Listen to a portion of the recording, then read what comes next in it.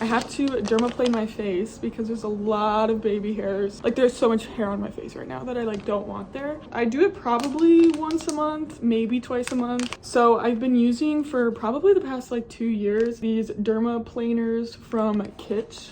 Literally, I will only use this once. This whole pack was probably like $6. So trust me, for the love of bacteria and your face and acne and all things good and clean and holy, please only use these once. That's why you get a whole pack of them. This is a serum slash oil-ish.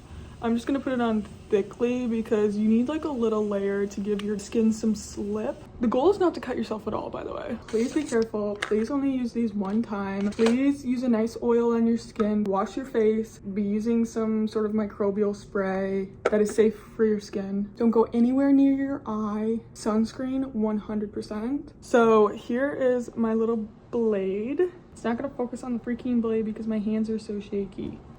Anyway, I hope you got some of that. So I literally always start over here. The goal is to have it flat against your face, almost like on a tiny angle down. And then you're just gonna, in one smooth motion, you don't really, look.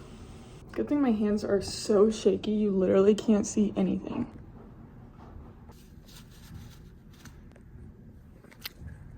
So this is definitely a little bit of this oil. That's where a lot of this like yellowy is coming from, but it's also a little bit of like oils for my face, and now it's so much softer.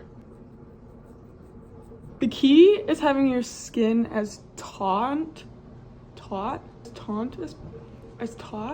think it's, who's to say, honestly? That's not my journey. It's not my journey to know. The tighter your skin is, the better this is gonna go, okay?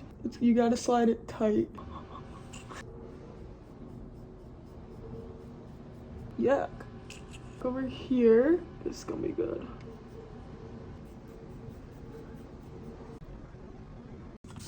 I'll spray a little bit of hypochlorous acid because it's very antimicrobial. Sometimes it'll help you see the hairs better.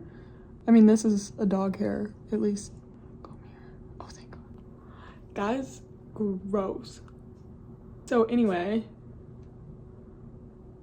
that was on my face. Literally, you guys, that's all like oil and hair. Sometimes you gotta take it from some different angles. A lot of that is just the serum that I rubbed on it. For the majority, you're gonna go with the hair. That'll cause way less irritation. I think as a rule, just go with the hair. Forehead. Careful on the tail of your eyebrow because I have cut it off before. A lot of that is the serum, but honestly, some of the yellow is just my skin cells. That came off of my face. Grody. It's a little bit irritated up here because I have some texture that I wasn't really careful around, but it's looking good over here. I always go in with, this is the one I use. Hypochlorous acid, I'm pretty sure is just basically chlorine because that's a little bit what it smells like. I think it's probably some other stuff too, but super nice for the skin. So because my skin's fairly irritated, for the next couple days, I'm only gonna use really gentle products on it.